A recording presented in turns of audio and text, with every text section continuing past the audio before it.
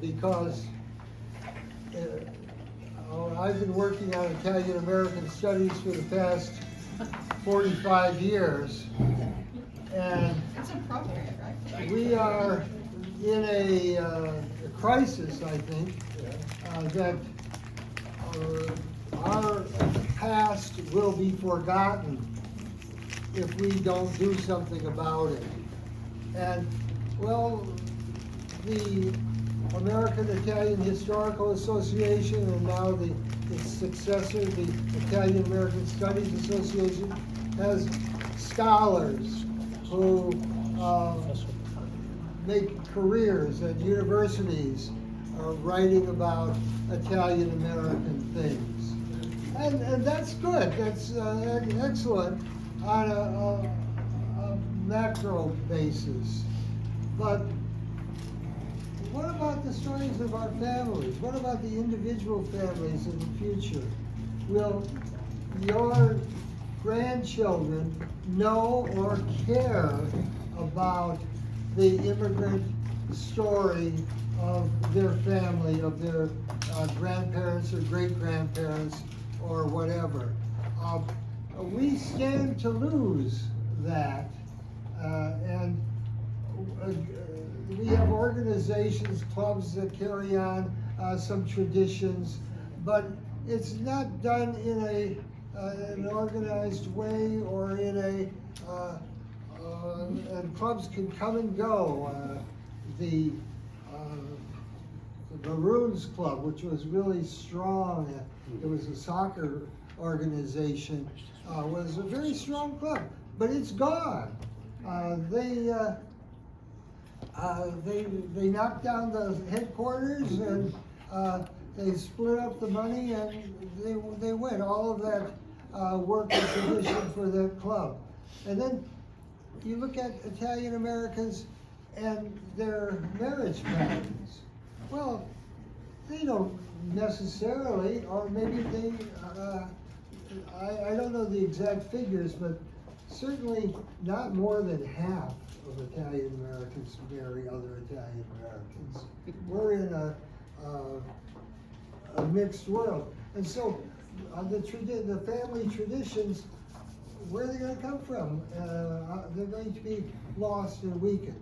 So we have it in our power and our responsibilities to save our stories, to preserve our family history, to preserve the perspective.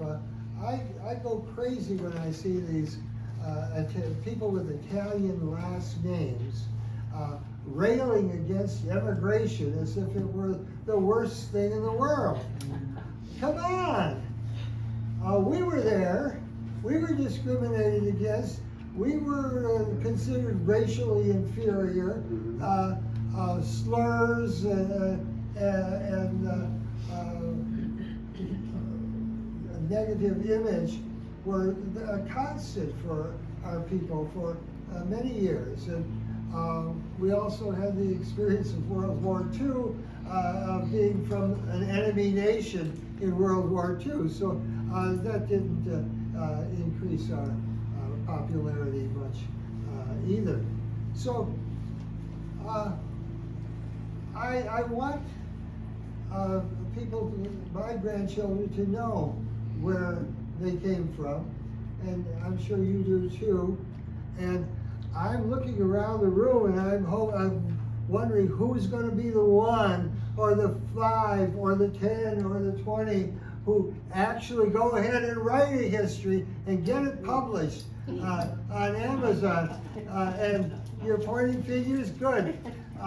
You should, and if you don't do it, you should feel guilty, because I'm contributing all of my energy, and if you don't come through, I'll have to come back and haunt you. So this is a strategy for saving our stories, for knowing who we are, for valuing the Italian American experience and the traditions. So before we start, I would like to go around the room and ask you to identify yourself, and in a minute or two, tell me how you're going to fulfill my dreams. And, you know, where you're getting that book at a cut price, whether I've invested in that author's copy price well in you. So let's start here with my great friend Mary Lou. So my name is Mary Lou Bacci, and the reason I'm sitting here is because of Dominic. Many, many years ago, he wrote The Italians in Chicago, and my niece and his daughter went to school together, college, and he got a lot of our pictures and our history, and he started it, and he got it in print, and that gave me the want to go on and do a little bit of the genealogy.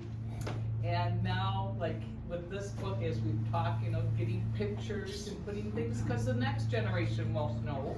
So I hope to do what you set forth for us. Okay, next. Hi everyone, my name is Rosalie. Many Rosalies in my family, so tradition was carried a lot. But I need to know more. My cousins started having family reunions, and everyone brought pictures. And everyone, but we realized we didn't know the whole story. We saw pictures. Who are these people? Where did they come? When did they come? So I'm here to learn more and how to do it. Okay, if you ever want unidentified photographs, come to the Italian Cultural Center, because we've got millions of them.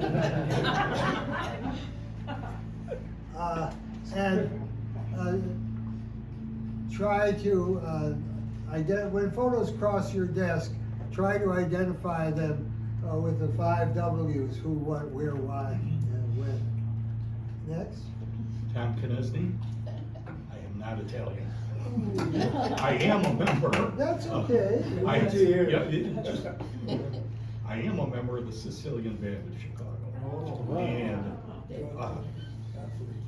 one of the things I love to see is one of my grandchildren keep up the tradition.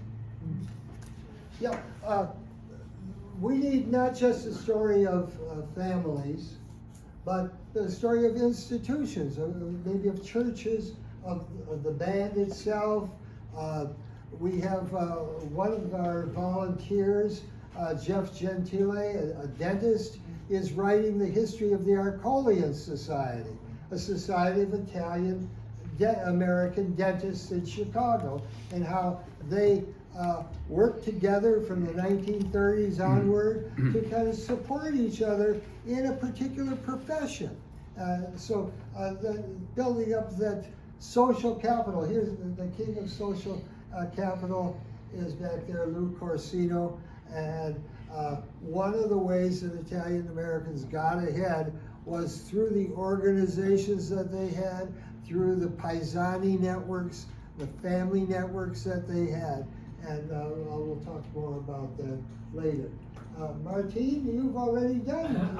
I have done the first step. Now I'm looking to do the second one. So I wrote, I'm the co-author of a book, you can see it over at the library, about one of my great-grandparents who was abandoned at the hospital in Genova, which was a very common thing. So I'm partly interested in the phenomenon of the esposti, the abandoned children, and also I would like to reconstruct something of the life of my great-grandparents, who were the ones who emigrated from Italy to Argentina. So a lot to do, many ideas, and Dominic is an constant inspiration. And Steve Fiorentino, a leading retired lawyer. My name is Steve Fiorentino. I came from Sicily in 1960. I was 15 years old. I got all kinds of jobs. I could go to school. At DePaul University, I was a member of the Alpha Phi Delta, the only Italian fraternity. And then when I got there, so I met Mr. Sorrentino, who got me to the Joint Civic Committee, and then eventually I'm a past president of the Joint Civic Committee. And I always tell the kids that they should be proud of their background, and I brought them to Sicily where I was born. And I hope that one day soon we'll write a book about that. Okay, well, very good. Writing your own personal autobiography is a legitimate thing. Who knows more about you than you? And we've done it, helped people do it by doing interviews, long interviews with an iPhone. If you do an interview, you can interview yourself if you need to, but you can interview anybody else in your family as a source for your book. And what you can do with the file is you can upload it to YouTube as a private file, and YouTube automatically creates a transcript of what was said in whatever video you upload. And it will, you can download that or just copy that transcript and put it into your Word file, and you'll have to do a lot of editing, the ums and ahs out of it, but you have a basis for doing your story. We've done that with several individuals. We've helped them. We have with us Jason. Is Jason? Oh, Jason. Jason, tell a little bit about the couple of autobiographies we helped come do. through, Paul Ciminello, Frank, Frank Cesario. Cesario, of course, Martin's working on his book, CJ, has written several books about his neighborhood in, Pullman. John has written books about the Sasano neighborhood. They've all come through in one way or another, through the Casa Publishing wing here. And then of course, we redid the Italian Women in Chicago. We updated that book. We did,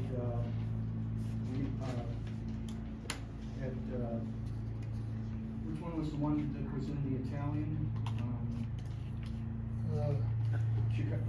Yeah, well, okay, yeah, we've done a lot of books. Sometimes we just redid the books that we had published before when we ran out of them. And sometimes we've used the oral history transcripts to create autobiographies that people have done. We are a publishing empire here. We've got about 20 different titles that we've run through, and Jason has been our mainstay there, organizing the material for sending up to Amazon and then getting the thing published on Amazon.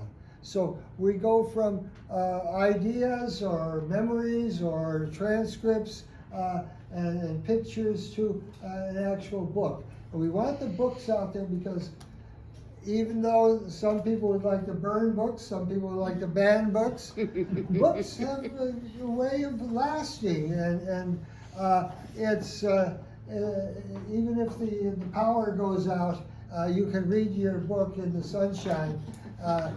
So they're there. And we're also old-fashioned. We can't imagine anything new. Next. Kathy DeNicolo, and I'm here today because I think this is a great family project. You know, drawing cousins, aunts, uncles together to help create this story. My cousin tells me that she has like 5 boxes of things that she's collected over the years, that she's inherited from one generation to another. So before that's all thrown out, it would be a great holiday activity to pull these things out and begin sorting them out in some way.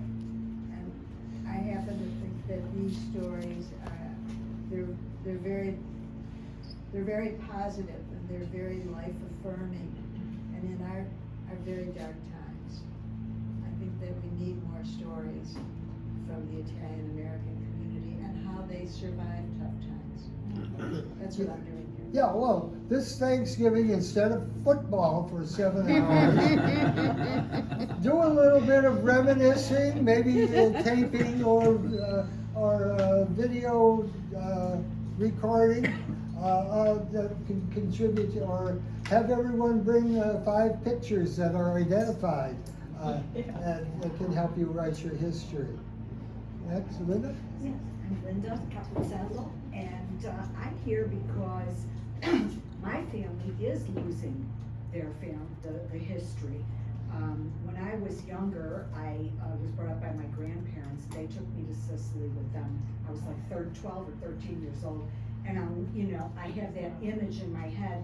And they took me all over where they were born, and they were orphans, and they were brought up in the convent, and it was very touching for me, and I think it led me all my life to study of foreign languages, in Latin-based languages, and now that I'm here, I don't want to lose you guys. I just am so happy that I found a place where there are my people in a lot of, it's very important to keep that heritage going, because a lot of my family members have, like you said, Dominic, married all these different nationalities, and they didn't want to hear about it.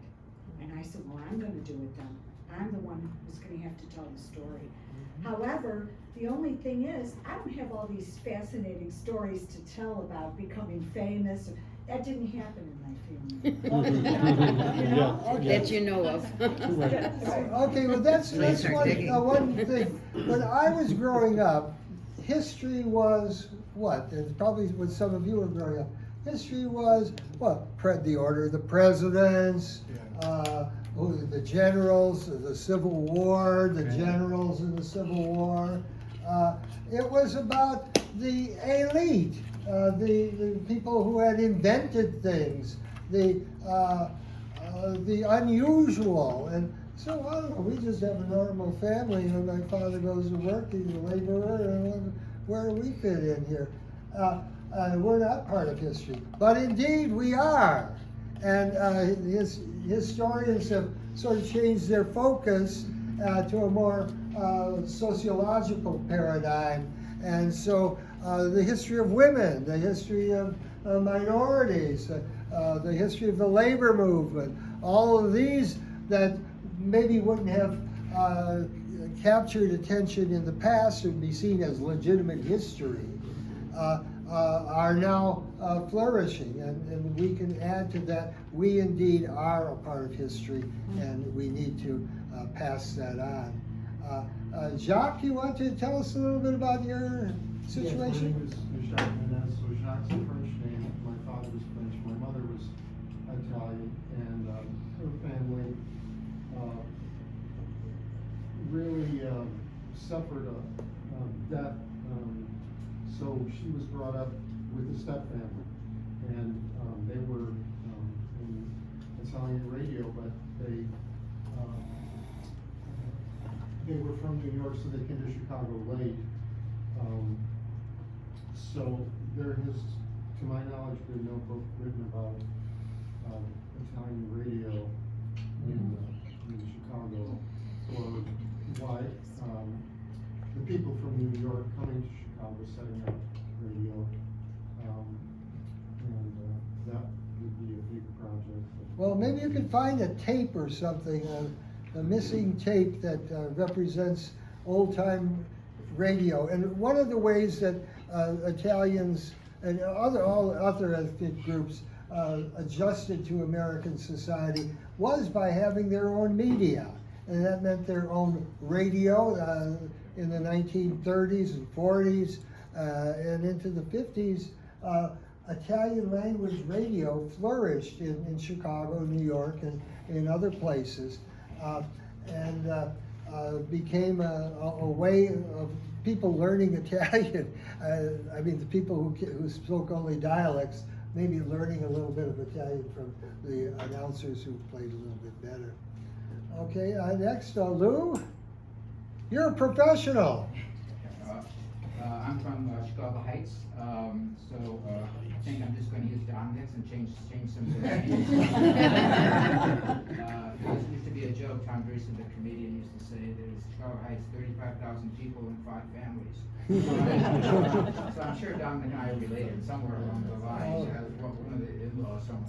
But in some of the stuff that I've done, but Dominic obviously is inspiration to this sort of stuff, and he's put together, you know, letters and things, and I done some interviews with my father and other people, and what I found interesting is not only the substantive stuff that they talk about, but actually the interviews, to hear the interviews in terms of life.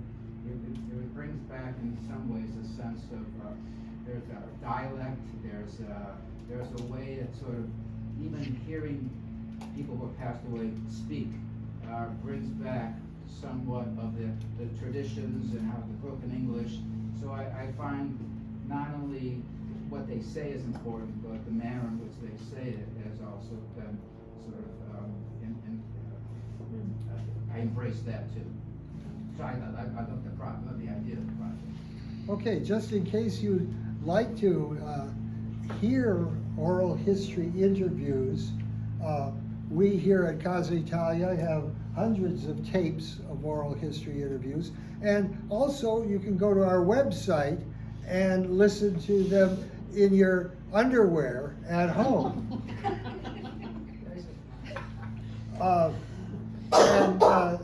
And you can hear them, maybe they have some similarities with the people that you're interested in, or not, or whatever. They can be used for comparison if you have a whole lot of time.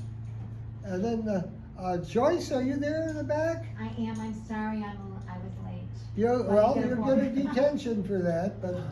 Well, I didn't get a book, so I guess that's my punishment. Oh, Temporary. okay. Out of them. Okay.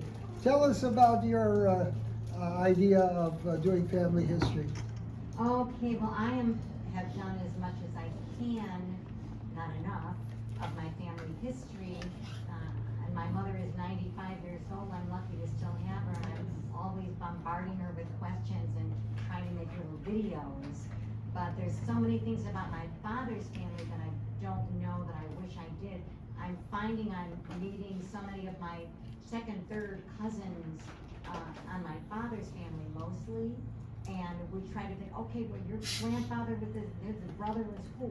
So I really want to get all of that as straight as I can, all the lines, within my family history. Okay. And I just love getting to know all of them. Okay, well, if your mom is still remembers things well, that's certainly take advantage of that resource. And then she was in business for many years, Dolores LaFlores. Absolutely. And advertisements and promotions and events that she played a role in were probably recorded. Maybe they're in the newspapers. You can look them up. And okay, Jason's got some show and tell. Yeah, I've got some show and tell here, some things we've done. Myself, I'm working on a history of Italians in Italy. But these are some of the books that have been published here. We redid the Italians, restructuring the Italians in Chicago. And these are all on the rack in the library and for sale. This story about Italians in sports, the plaster migration. This is a reprint of Sal's book, WAP. Paul Ciminello's biography. This one's in Italian in Chicago. That's my Italians in Chicago. Of course, Martine's book here. A couple other examples here, Italian actors and another family history. Yeah, this is the Volini family, and this is an example of family history that you might want to take. And what it does is devotes a certain number of pages to every individual or every branch of the family. And it does it in a very methodical way. Everyone gets their space. It's like selling an ad book and maybe they did go to the people who were most involved, and they said, okay, you write up your story, give me 1,000 words and 5 pictures. and we'll put them in there. So it's more of a, dictionary type of thing, or instead of being a more organic story or scrapbook approach. This is sort of it's a cooperative thing, and it's a more institutional way of going about doing your family. And that might work in your family. You go around and just make assignments at Thanksgiving and say they're due at Christmas. And in Word and with perfectly scanned pictures, with captions, you send them to me and I'll put them together. So that's another approach. Let's go to hear this. My name is Debbie, and my mother, her parents immigrated from Italy. My father was Bohemian, so in researching both sides, it takes a lot of time, and it's like a jigsaw puzzle. I'm trying to put the little pieces together. So I'm getting there, but everything I learned, I'm still learning. I have quite a bit, but I'm still learning and trying to reach out to people. And my grandmother, it must have been my mother was kind of quiet, and I think my grandmother was discouraged from chatting a lot. And at the time I was young, and I would have loved to spend a lot of time interviewing her. She would have loved to talk, but she didn't. So now I'm just trying to put together all the pieces. Yeah, some people talk a lot and some people don't. Some people talk a lot, don't say much. Right. You have to filter all that kind of stuff. And my grandfather's father was abandoned. So that's always interesting. Abandoned, yeah. So I do have that, I worked with at the Naperville Family Search, Linda Davenport was there, and she was very, very good with, she took some time off because she's running for a judgeship, but, she was very good, and so she taught me a lot, but, yeah, it's just, you can't let go, you just keep doing it, it's Okay. slow. Okay, well, we all know how much we love genealogy. Yeah. But I love it only so much. Yeah. And I know enough to maybe get myself in trouble when I'm working with it. Yeah. But I can print screen a genealogical chart or the information on a family search and throw it in the book and let people make the most of it, maybe with a little caption. So that's just one element, but look for sources where you can find them. It could be anywhere in your family's house. Next. Okay, my name's Chip. I have one brother and my parents were passed. I got 3 kids and grandkids, and I'm the only one interested in genealogy. So I'm doing this for myself. Okay, well, not just for yourself, but for all the people who come after you. Oh, they will. They'll eventually want all of that They'll information. show up. Make Yeah, sure it's my all brother there. says, yes, send it to me. Yeah, well, guess what? It isn't done yet. So, anyway, we're digging deep, making a lot of progress, but always more to find. Okay, next we have a father and son team. My name is Anthony Venturella. I'm here to try and figure out my family's history so I can probably try and write my own book. Excellent, excellent. Yeah, I'm also Anthony Venturella, a senior, and I was lucky enough to do some research and get paperwork together to, 'cause we had lost everything and kind of proceed with the Italian citizenship process and got that accepted at the consulate and things like that. So, but with all that, I still don't really have a lot of pictures, don't really have a lot of the stories tied behind how they got here, what they did. I mean, I have a ship record, but that's about it, kind of deal and things like that. So, trying to tie some more together and see where they fit in and their stories. Okay, well, that's very good. You have stuff to play with. And, applying for Italian citizenship does put you on a search for a dozen different documents that you could probably use as a basis for your family history. So that's a good incentive. Next. Hi, I'm Gina. I'm second and fourth generation. I'm one who married a German, had my son. I'm just gathering data to compile a book like this, so. Okay. I'm Frank. I'm a volunteer here. So I also do a Italian American podcast. I do Italian American videos. I just try to keep things alive and knowledge alive for the future. And well, tell them about the venture, picture project you did a few years back. Quite a few years ago, Costco had a thing where you could make like a picture book, and I thought it was the greatest thing in the world. And I know nothing technology, and especially back then, but somehow, you know, you could put text. I thought that was really cool, and I made this book for my kids about their grandparents. I don't think it's been appreciated yet, but maybe someday it might be, truthfully speaking. And your other publication venture? The kids' books? Yeah. I've written 3 children's books as well, and I kind of make them a little introduction to Italian, like words and some cultural things, and even traveling to Italy, you know, on a child's level. But you know, I like doing that, hoping that some of this stuff sinks in. And the hero in all these books is the Italian family.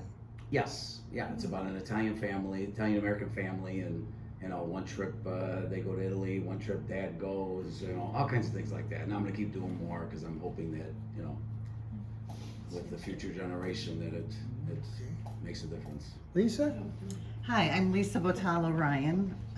My father was born in Sicily, and I find personally that his generation came here and obviously tried to simulate and didn't care about going back in the past.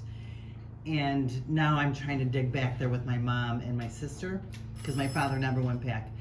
And I have 2 boys, 2 sons, and I always tell them, like, they grew up with Simba, the Lion King, so I always tell them, remember who you are and where you came from. So I'm trying to instill that in them. So I want to follow through with this. Very good. Hi, I'm Sabina. I was born in Italy, came over on a boat back in 1958. Oh. And yes, I've been doing a lot of research, you know, getting the family records together and whatnot, because I was only 7 when I came over, and of course, you know, the parents don't tell you a whole lot about who your families are. But this past summer, I took my son and his family back to Italy to introduce them where I was born. That's beautiful. Hi, I am Vivian Gari Alvarez. I am from San Marino. I have been able to trace my ancestry as a former librarian. I realize how daunting this whole research is, how limiting it is, how many doors do close, because a lot of publications are not allowed in this country. Okay, so, and I've also tried to instill this on my son, teaching him Italian. We speak Italian at home constantly. And in doing also the citizenship for him, I realized that there are also other doors that are challenging. For instance, I have to prove the Italian citizenship from some ancestors. And now that becomes a daunting research as well. In looking for materials for him to read that are by Italians or Italian Americans, that gets very lost. So I'm very interested in your work. Oh, okay. Very difficult to find authenticity. We can find it in restaurants, we find recipes, but we don't find the book. Yeah, if you type Italian American in Google, you have to go through 200 restaurants before you get to the topic of Italians in America. Yes, so recently my brother was in Italy, not where I'm from, he was somewhere else, but that's fine. I said, get me materials from Italy, smuggle them, and he did. The difference it makes to find that material here for my son to see it, it's like the door opening for him to identify. And so that's my story, that's why I'm here. Very good, yes? Roberto Bertucci. I'm not just first generation, the very first one born here. I didn't learn English until kindergarten. And so I continue to speak Italian. I've been in Italy 17 times. My mother and father were from a small town in Tuscany, met during World War II, hiding in the mountains because our town was occupied by Nazis. And they eventually came here in the 50s with my older brother and sister, had me, and we were from Our Lady of the Angels Parish, which many of you may remember fondly and sadly. And we were there, when the fire occurred in '58. Ultimately moved as part of the Western Migration, Elmwood Park, and like Steve, I'm a member of the Joint Civic Committee of Italian Americans. Steve's a past president. I'm just a lifetime member. But we're also fellow members of the Justinian Society of Lawyers and Judges, and I'm a past president. As far as going forward, I have 3 half Italian, 3 half Ukrainian grandchildren, and 2 half Italian, 2 Irish grandchildren. They call me Nonno, so that's a start. And my son's promised me that we'll send the kids to learn to speak Italian, and I said, well, to give them extra incentive, I said I'd pay for it. So this will We be have programs here for children. yeah, and my 2 sons, when they were younger, came here for Italian classes, actually. So this will inspire me to pursue that and more based on the work you do, Dominic. So thank you. Okay. Well, next we have the person who shall remain nameless for now. I get 60 seconds, is Mystery that? Okay, 60 seconds. Mystery guest. Mystery guest, yeah. What's my line? Okay, I'm Dan Nemec, for those of you who have seen me here before or haven't seen me here before. And I've been researching my genealogy and to some extent family history for about 30 years. And the difficulty is that my Italian grandfather left the family, so I got nothing from him about what it was like coming over and all that. Basically, I started doing my research the minute the last Italian immigrant in my family died, like that hour, And so my timing's kind of poor. And we had my grandfather had a young sister. We lost her last November at just short of 101, and I picked that poor woman's brain for everything it was worth. Not everything she said is the truth. But I got so that's one of the when you get to talk to somebody, you got to funnel everything through a little bit of a coffee filter. But I have contributed. I have not written my definitive book.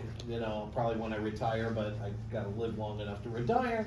And but I helped my cousin write a book about he wrote it about his business career, his father's business career, and he included me in it to set the tone with all of the history of the family and how little they were and how little educated back in Italy and all that stuff. And we found every picture that we could scrounge and put it in the book. So at least I contributed to a book. Someday I'll contribute to mine, but I have to keep it down to under 2,700 pages. Yeah. Well, Dan has teed up this presentation, and in fact, I certainly wouldn't have written this book without running into Dan and going to the seminars that he did beginning of the year, 23, and the many different suggestions and sources and approaches that I used to go back to my understanding from him. Anything I did wrong was my own doing. If I did anything right in genealogy, it's his doing. Next? My name is Candeloro. We haven't really started anything yet.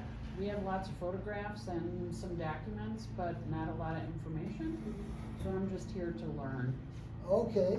I'm going to run through the book. I hope we can read it together, and I'll explain the the backstory of each page ad nauseum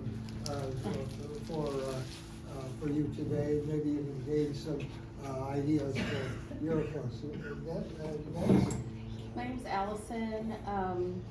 I have always loved family stories, so even from a young age, I always wanted to be like right there in the thick of all the conversations. So my cousins probably thought I was weird that I didn't want to play with them. But I've been researching, so to speak, for a long, long time. And now with all these resources, I've been able to meet cousins that I've DNA matched with. And so it's just kind of exploded into this huge, beautiful story. So I will write the book. Okay. Well, you'll be the one. Well, I'm sure that you know that the computer revolution, the internet revolution has brought us a lot of bad things. All the pornography anybody can ever, more than they can digest. All of the misinformation that is peddled on social media. But the one good thing that it has done is made it possible to research your family history in a much more effective way than in the past. And as I said, you can do a lot of this in your underwear at home. And yes. What I want to say that we should thank all the people that kept it together. Like I see Lisa, her whole family, the brothers, they were very active with the Judiciary Committee. The gentleman did say that he was one of the few Italian elected judges, Judge Bertucci. And there's so many like Tony Matala, Dr. Rubenelli, and my predecessor, and Father Freccia. I want to give him a thank you because he started this and kept us, many of us young people here from Italy, kind of go the straight way and kept us, make sure that, you know, we were proud of being Italian. Yeah. Even though we had a lot of, you know, people, what's the word I can't think of, calling us Dago and things like that. I remember in school when I went to Weber, grammar school, I was 15 years old and they put me in second grade. Because I didn't speak the language. Right. Yeah. So I was always 2 years behind. But you know, my parents, even though they never went to school, they always pushed me to go to school. So all those people that kept our tradition together, that's what brings us here today, I think. Yeah, the glass is half full. And there are Italian institutions like the Casa Italia, the Italian Cultural Center. We're working to preserve it in a formal way, and the organizations do it in a social way. Okay, well, what I intend to do now is simply go page. I could get ad nauseum, but I'll try and keep it as lively as I could. I'll tell you, I'll point out all the mistakes, and that was one of the things that I did was to pass the draft around before it was published, and even after the first one was published.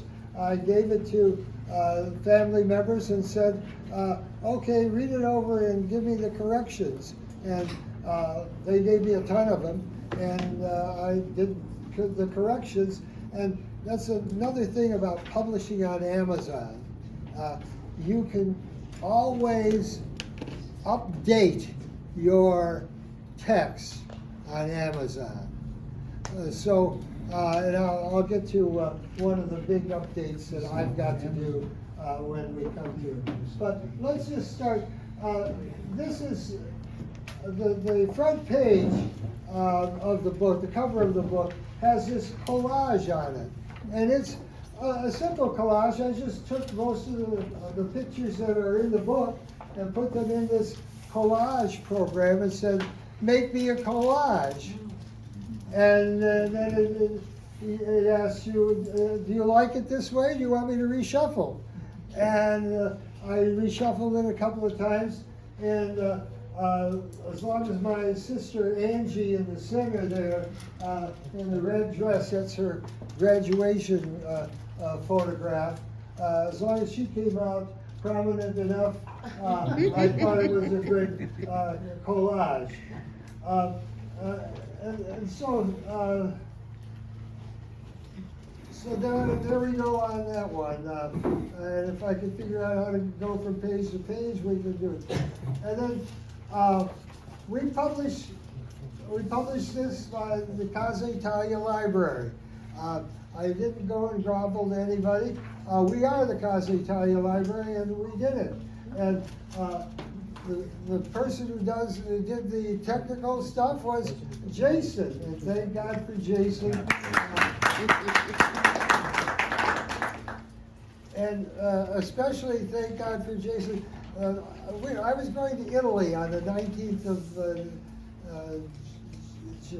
June, and I wanted to share this family history with family members in Italy. And so I needed to get the books published so I could take them there.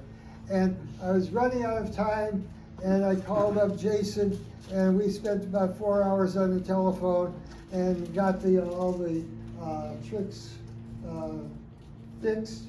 And we got the thing in time, and it got published and sent to me, and I took them with me to Italy. So Jason and I had us off to for that. And I want to tell you that we're here to help you. If we can help get your book published, if we can help with whatever technical thing of taking it from Word. And by the way, I hope that all of you have some skill in Word, the app, the text app. So that's all you really need. You can put your pictures where you want them, and that sort of thing, and text where you want them. Then it has to go to PDF, and then from PDF you upload it to the system, the Amazon system. And there's an ISBN number. The ISBN number is very important. Amazon gives it to you for free. You can buy it for $100, but the one that Amazon gives to you will always identify your book as being privately published. So if you don't want to appear to be published by a vanity press or be privately published, so you can pay the $100. Otherwise, I didn't pay the $100. You can put a picture of yourself, and you can make a statement like I've done. And the thing is, I have, this is an explanation of how I did it, the various sources. Family search is free all the time, free. And if you put somebody's name in the search bar, it'll give you 10 or 15 records on that person right off the bat. You can go from there.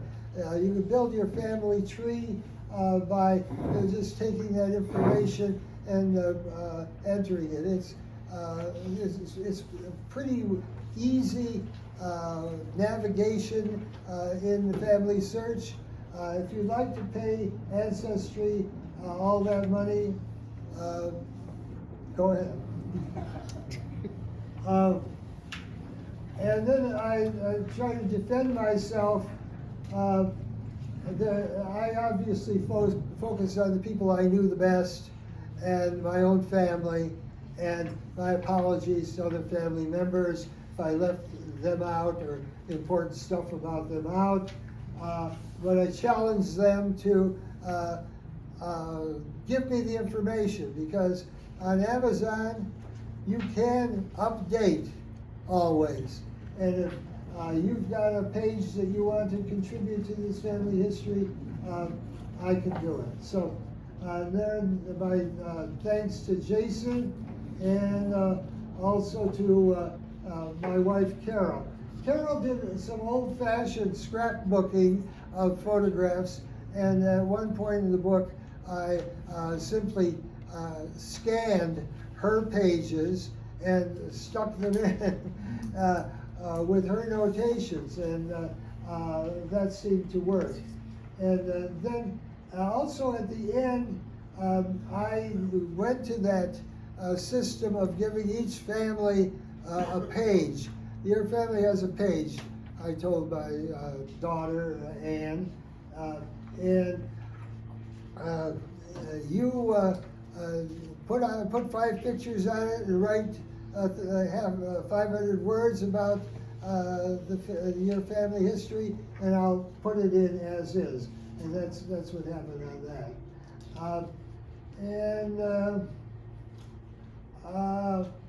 Okay, and I give them some technical information. Now, this is a preliminary family tree as a, what do they call this layout?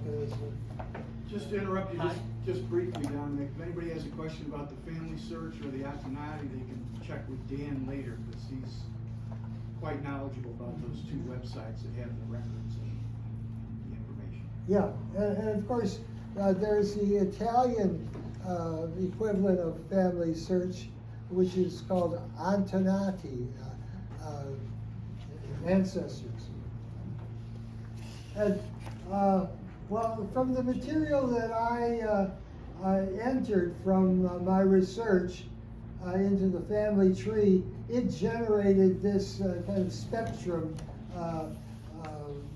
family tree, and with me as the center of it, which is fine with me, and my parents and my grandparents on both sides, and then it goes further back and further back. So that's a kind of an introduction. And these are some things that I just stole from Antonati in the middle here. This is a record of my grandparents, their wedding in 1894 on March 10th. And so and this has who their parents were, and so it brings us back to a couple more generations. In Italy, I invited, we were in Italy in the last half of June of this year, and we invited our relatives in Abruzzo to come to our Airbnb, where we hosted them with a pizza and beer party, and we handed out copies of the book, and we told them about this family history. So it's all the grandchildren of Nicola and Angela from 1894 that were brought together in Abruzzo in 2023. Well, not all of them, but that was the base. And they were very receptive to it. And we exchanged information or contact information, and we intend to work together in the future. And then here is the explanation. Here above is a record from the Antonati website, and I use that quite a bit. And then this is material that came later, going back to about to another Lodovico Candeloro, not my father, but an ancestor of my father, and going back to the birth year of 1804. So there we go. And the first thing I did was some geographical thing. The title of the book is the Candeloro-Giannetti family history from central Italy to Chicago Heights. And well, I don't know if any of you know where Chicago Heights is. It's off the south end of the earth for most Chicagoans. But it happens to be where the immigrants from Amazzano, my mother's hometown, my grandfather Lorenzo was the immigrant from there to Chicago Heights. And then my father's hometown of Casoli, they're not very that far apart, maybe 100 miles as the crow flies, but no crows fly there because there are mountains in between, and it's too high. So I did a little bit of a look at the two towns of origin, and this is the downtown of Casoli, my father's hometown, and this is a 2019 picture of our family visiting our first cousins, our relatives in Casoli. So there's a little bit about these origins, the towns of origin, and I picked up a lot of that information, right off of their website, but also we had many visits there. And then these are pictures of the various visits that we took, that took place with members of the Candeloro family. And this is can you see it? This is the house that my father was born in, and he was born in 1898. So we cover the Casoli family, and a lot of these pictures here are taken from my wife Carol's scrapbook collection that she did in the 1970s when we first went there. And so then the book takes up the Amazzano origin, and this little town of Amazzano in Lazio is about 45 minutes away from Rome. It has a church that was built in 1170, if you can imagine that. And going into that church, the entryway is worn out. There's a big hole there because 7 or 8 centuries of people have been going into that church that way. And then this is a modern visit to the mayor's office in Amazzano from yet another family history. So and then a little paragraph about this and that. And it so happened that a major personage in this town was my grandfather's sister. Her name was Filomena Petrangeli in Ruggeri. And this is a house that she owned in the square. They were rather prosperous, maybe some of the most prosperous people in town. This is their 50th wedding anniversary. And they had sent pictures back and forth. And when I visited them in Italy in the 1970s, they had photographs of me and members of my family that I didn't know existed. And so it tells you a story of the continuity of interaction. And my grandfather left there in 1900, and and then this stuff, these are just screenshots that were taken from the family search and sort of patched together to tell the story of our relatives in Amazzano, and most of their names are Ruggeri because that's the person that our Filomena married and had many children with, and they're all named Jerry. And then this is my grandfather's first visit to America. There's one that says 1883, but that can't be possible. We have him as a 24-year-old in 1900. Anyhow, I just took a screenshot of the Ellis Island material. I blew it up a little bit, then I highlighted it in yellow, and we got this. And then my grandfather had a little notation on it that his destination was on West Taylor Street in Chicago. And so, and then it mentions his brother Giacinto. I had never heard of Giacinto. Although he was my, well, I'm not sure what he would be, my great uncle or something. Yeah, a great uncle. So I learned about my grandfather's brother by doing this research. And some of the other stuff, these, here's the information about Giacinto. He was going back and forth and back and forth.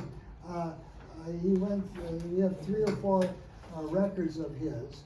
And then this next item is my grandfather's citizenship papers.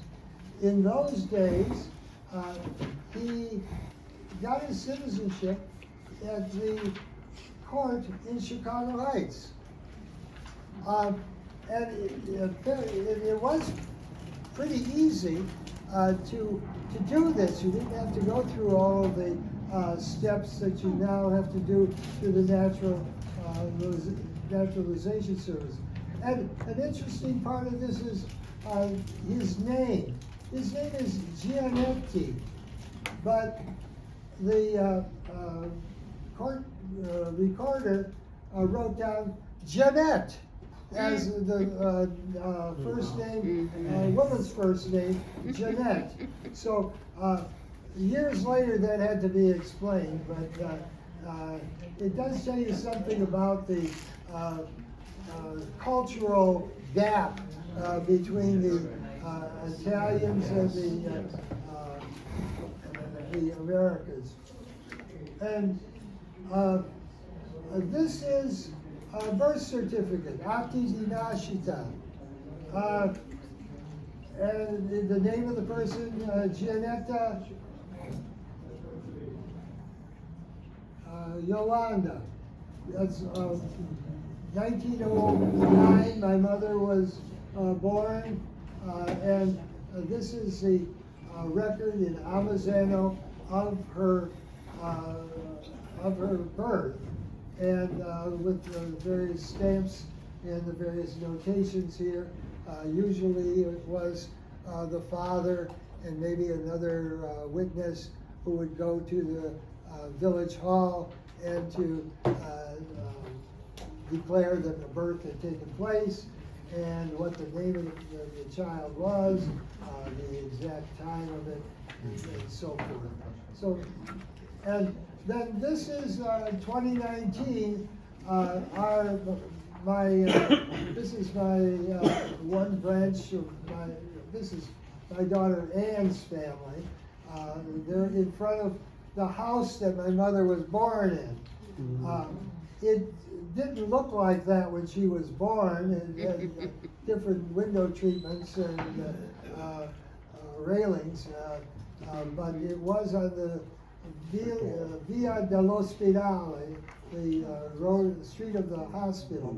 And then I've got some quotes here of my grandchildren and my son-in-law on the experience of visiting that site. And here we have my grandfather left. Went back and forth to Italy 2 or 3 times. In 1909, he went for good, and this was about the time that my mother was born, and in 1914, my mother and her mother and several others followed in their migration to Chicago. And here is my grandmother's passport, and I've read some of the detail there, and here we highlighted here is Maria.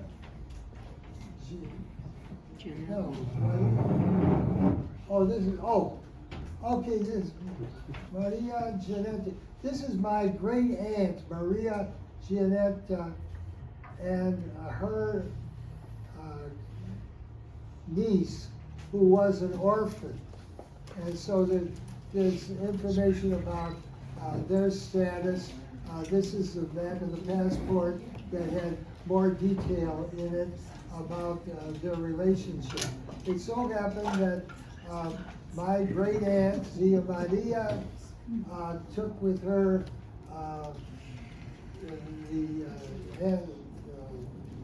her name is Felicia, who was the daughter of the dead Antonio, and raised her until she got married.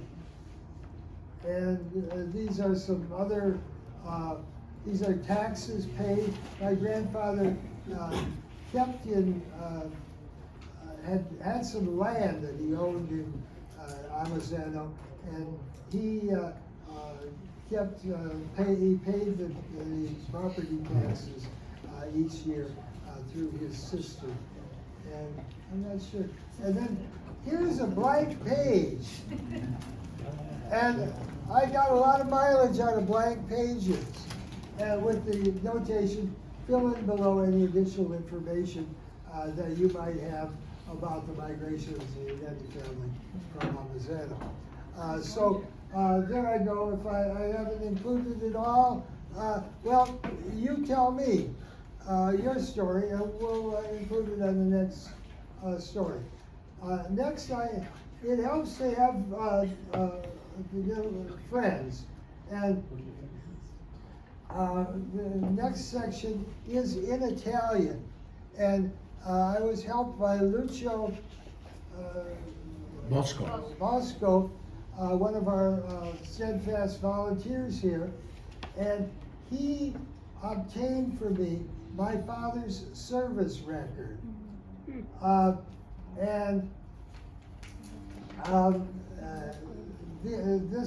of this is information about what regiment he was in, where he served, when he was discharged, and a whole bunch of other information that he did come to this country as a stowaway. He actually came twice. I just have new information. When I wrote this version of it, the explanation was he went to Cuba and then came to the U.S. in 1925 in August as a stowaway with no money, and they somehow let him in. But no, they didn't. I found out with this later batch of information that they didn't let him in. They deported him back to Cuba. But 2 weeks later, according to new information that I have, he came right back, and they didn't stop him. And so he just went on, and that migration was for good. But it would come back to haunt him because he was without papers. And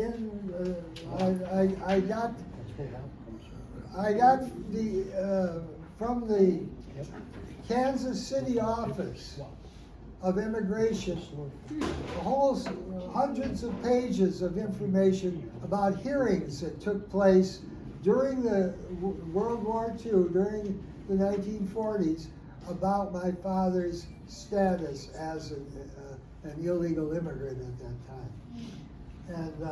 And it's quite interesting. I'll add it in the next version that I do. So, this, even though it's in Italian, this will appeal to, of course, my relatives in Italy. It tells, but most of this is repeated in English somewhere in the text a little bit later. So the family history at this point focuses a lot on my dad, and this is him probably in his 80s, and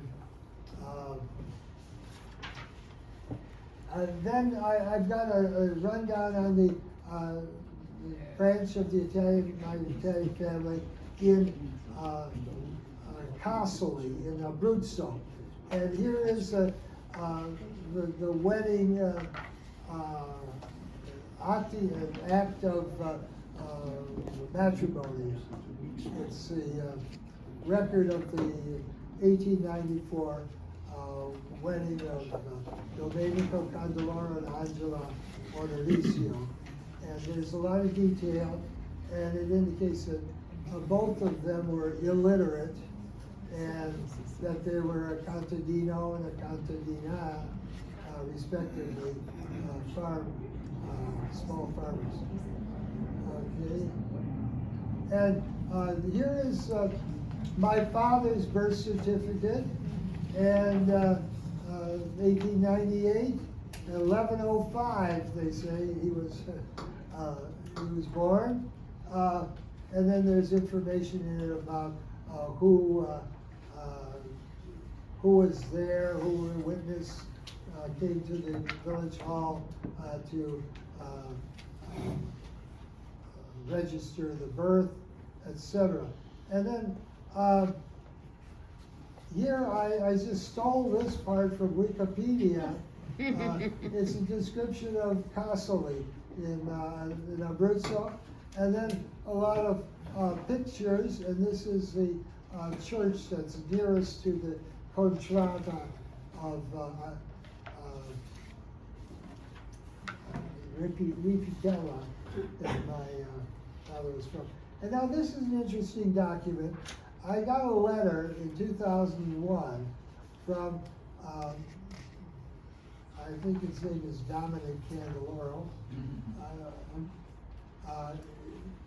But this is Dominic Candeloro, lives in Australia. And he had a rundown in English. Thank God the Australians speak English. And this is a rundown of all the children of my grandparents, and a little bit about them. So I just printed this to give an idea of who was in that family. And then we go to, this is my grandfather, my grandmother, and these are the family search records of, I had to import each one of these, but this is a family search listing of who their children are. Again, here's the name of the Contrada outside of Casoli where they live, and this is the home, the original Candeloro home. This is a little festival that they have there, and this is the view that they have of Mount Bayella. And these are, this is my father's family, my father's service record from the from World War I. He, being born in 1898, by the time of World War II, World War I, he was just the right age to be drafted, and so he was. He entered in February 1917, and went on until he was finally released in 1920. Some more documents. Oh, a lot of years later, in the 1980s, the Italian government decided to give a bronze cross to the veterans of World War I, and this is his application for the cross. And this is the medal that he has, and I wear that medal at Christmas time, so it shows that I served in World War I. Okay. Again, a blank page. And now we introduce Chicago Heights. Meanwhile, back in Chicago Heights, period before the war, we have, this is the signature. I couldn't get a good photograph of this thing, but this is in the Amazano Society Hall. They have the charter of the organization as it was signed in 1913. And my grandfather's name is down here or something like that. And I was able to take a close-up of it. Gianetta Lorenzo, this is his signature, as one of the founding members of the society. So also, where you can find a good deal of information about people is with the registration for the draft.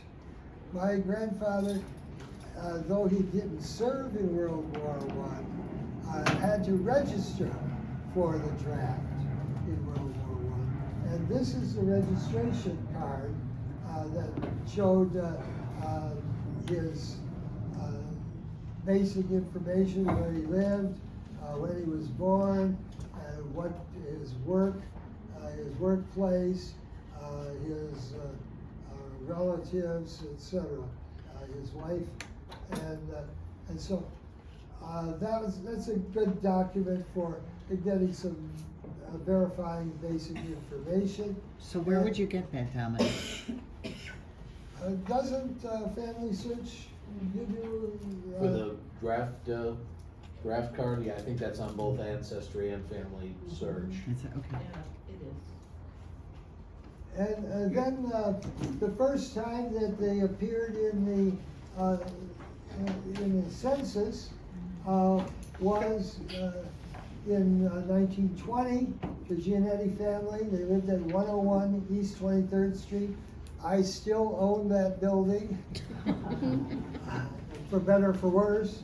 And it showed Lorenzo as a 42-year-old factory laborer who arrived in the U.S. in 1900, was naturalized in 1905 as Jeanette, and he was who his wife was. Daughter Yolanda was 10 years old. Antonio, so and they had 3 boarders. Well, I don't know where they put those boarders, but I think it was in the basement. And this is the name of the 3 boarders and their occupations. And my sister Angie, when I mentioned the boarders, she said, "Oh, I think that was George. George ran a store, and his nickname was something like God Damn." I don't know what the hell that means, but we saved that for future generations to know that George's nickname was God Damn. Dominic, I just have a quick question. I don't know if this is personal or not, but how did your new immigrant stowaway get enough money to buy a house? Okay, no, this was my grandfather. My father was the stowaway, and it didn't happen until 1925. So, well, I'm not sure. There is a story about, there was one banker in town who dealt with Italians, although he himself was not Italian, and he told me personally once that he never lost a dime on lending to Italians to buy houses. So I think, but he would have been in the country.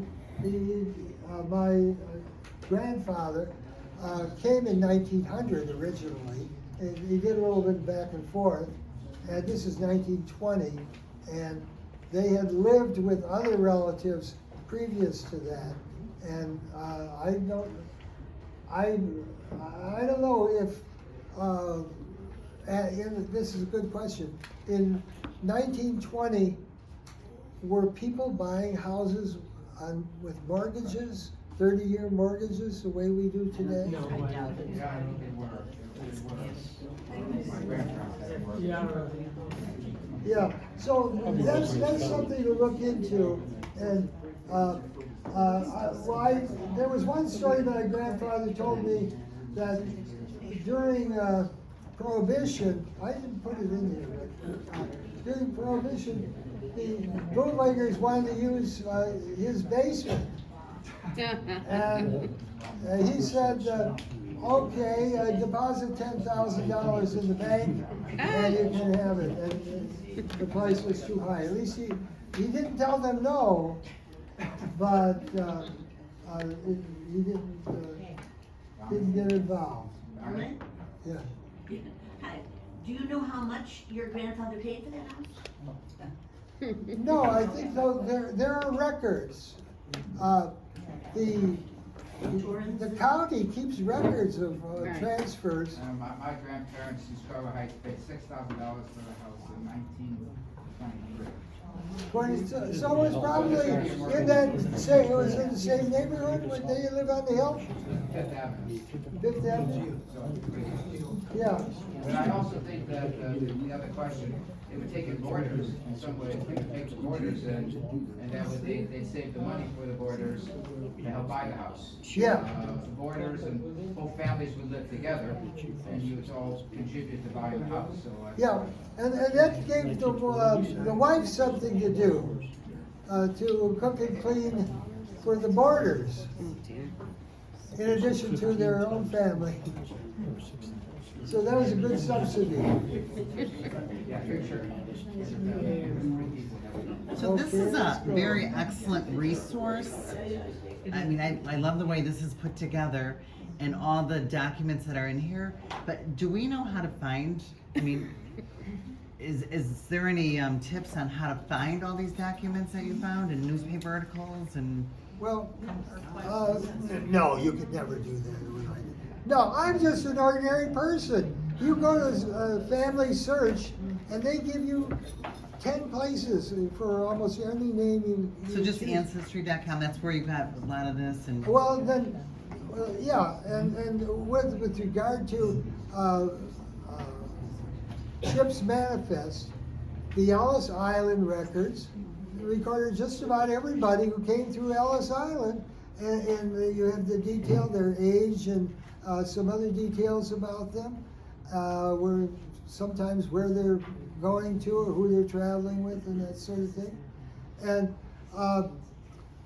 then, of course, there's some things that were in the family, some photographs or some documents that they left, but nobody did it in any kind of a studied way in terms of preserving documents. It's just what they had left over. They had the passports. They just kept them for you never know, and they were preserved and passed down. We got some detail from it, and there were probably a lot of important documents that they didn't keep. That if I had found them, I'd probably have put in there. So they helped write the story. Who lives, who dies, who tells your story. From Hamilton. You can find a lot of the stuff on like the National Archives and stuff like that. You can look NARA.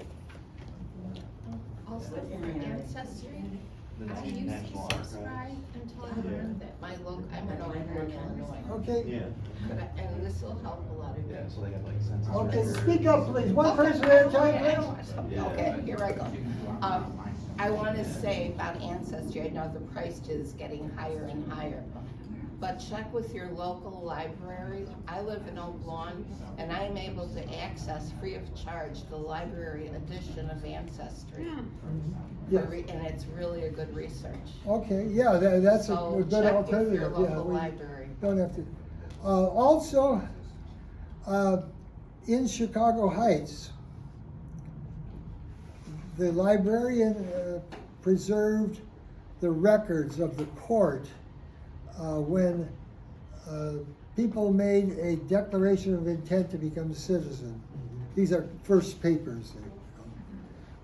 There's a lot of detail on there. And the family, occupation, neighborhood, and people who vouch for you, they're also part of it too. So you can get that data possibly in your hometown if people stayed in their hometown. So even here, I know you have, like my father grew up Division in Larrabee, St. Philip Benizi, all Yeah. that. So I think in the library here, don't you have a whole chapter on that, or no? Our library here? No.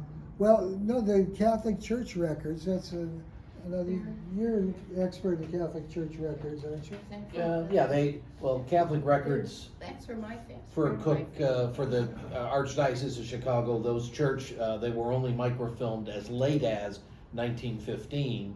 So unfortunately, if you need anything later than that, you either have to contact the church itself, or if the church is gone or merged with some other church, then you gotta contact the Archdiocesan Archives on Monroe Street in Chicago, which I've never been to, but it's their job to keep that kind of stuff. And St. Philip is. And the Cook County has marriage certificates. Oh, no, I know that, that's what I'm Oh, I saying. didn't know. But I thought I was upstairs, or, I don't know where I was, somewhere, and there was shelvings of books and pictures. Was that here? And you had a group of women cutting out all pictures and pasting them in albums? Or am I thinking of some other place? No? Could be. Yeah, also I think Lou? one of the advantages of suburbs is that a lot of suburbs have newspapers. And the newspapers talk in particular about the local community. If you're in Chicago, like, you'd have a general Chicago Tribune or whatever the newspapers were there, they were talking more generally about the suburbs. They would talk about, there's lots of times newspapers, there are archives that you can access, and they tell, who married who, and sometimes there's little stories about people and trouble in the factories and that sort of stuff. So depending upon where you're from, whether suburbs or in the city, you may find a lot of information about the background stuff. In a newspaper, there's a subscription you need to do archives, newspaper archives, but it's pretty cheap. Yeah, the neighborhood newspapers in Chicago, I don't think are kept in there might be at the library in that part of the town might have kept them and have a record of them. But they're probably not searchable. I've been on a campaign to get the Chicago Heights Star digitized, so you can search on it like you can the Tribune. But there's, the newspaper records are another story, and you can use the Chicago Tribune to maybe help you find information in other newspapers too, because if you find a story in the Tribune on a particular date, chances are you can find the story in another newspaper at about that date. But I don't know, the Sun Times supposedly is digitized, but not that well. Okay, well, let's, is this going okay? You bored silly yet? Nope. Okay. What is the agenda for today, Dominic? What? What is the agenda for today? The agenda. We're plowing through this book, and I'm making certain suggestions.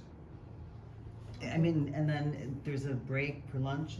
Yeah, the break for lunch, and then we can, I think we'll do some more discussion on how we can promote your projects and bring to fruition several published books on.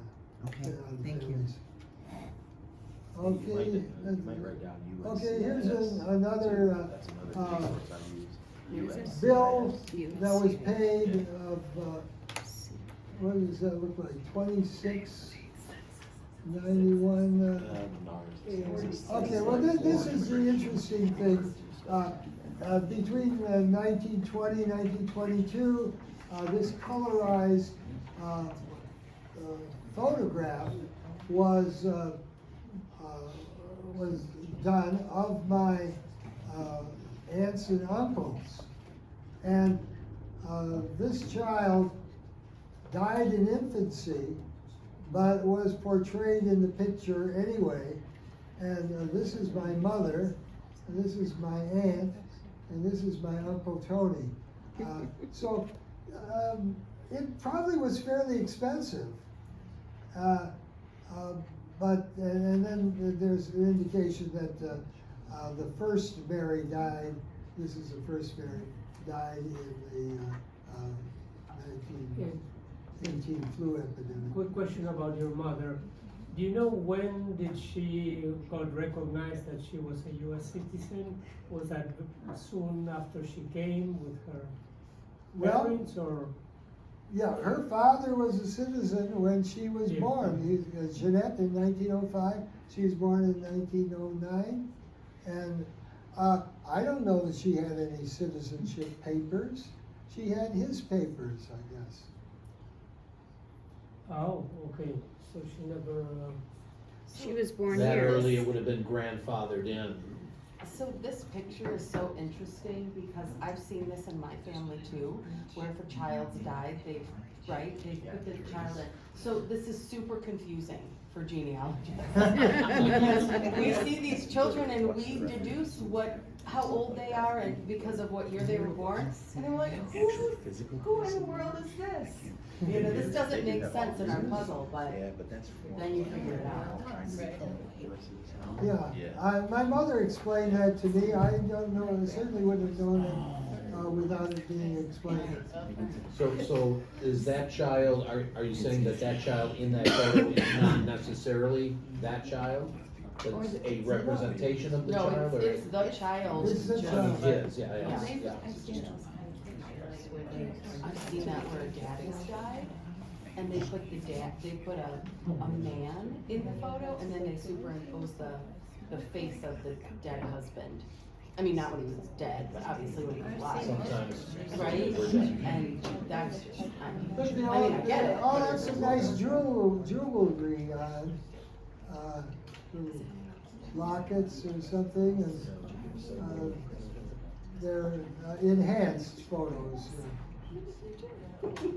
And this is my mother's junior high graduate diploma. It's this big. Oh, goodness. And then I talk here about my mother's role in the family. She came to America when she was 5 years old.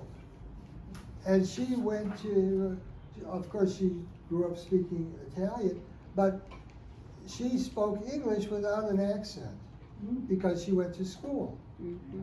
And she was like a lot of immigrant children.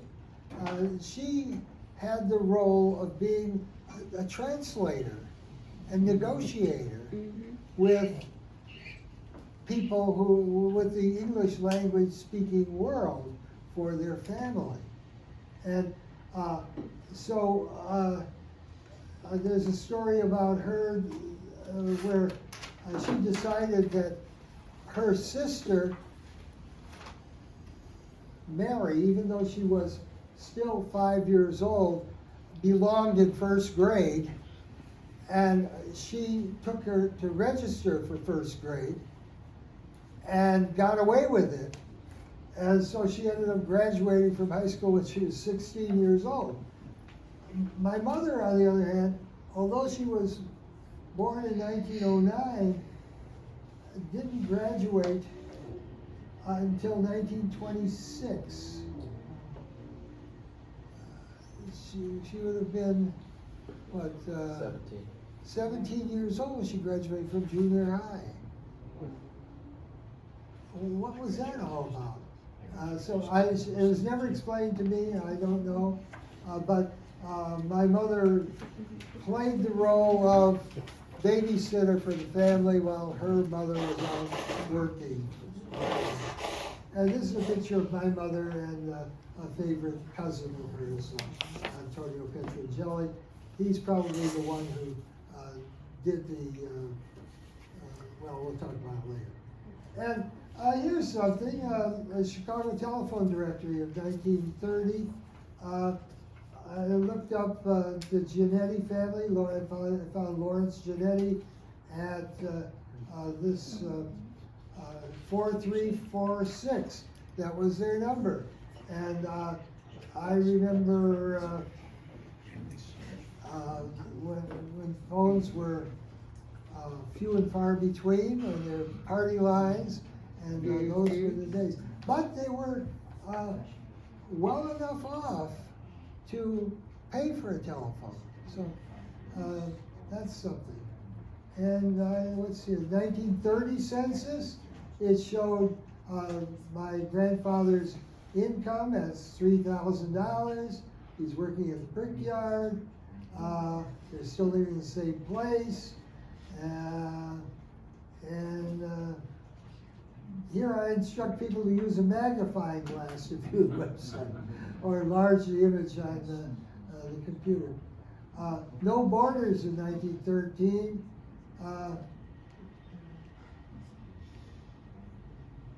So then there's some directions on how you can find this thing.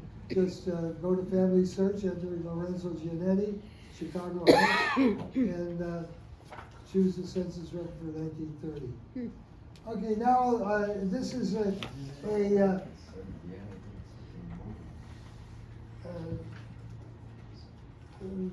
going to the other side. Now that's a question: how much attention, how much detail do you give to what side of the family?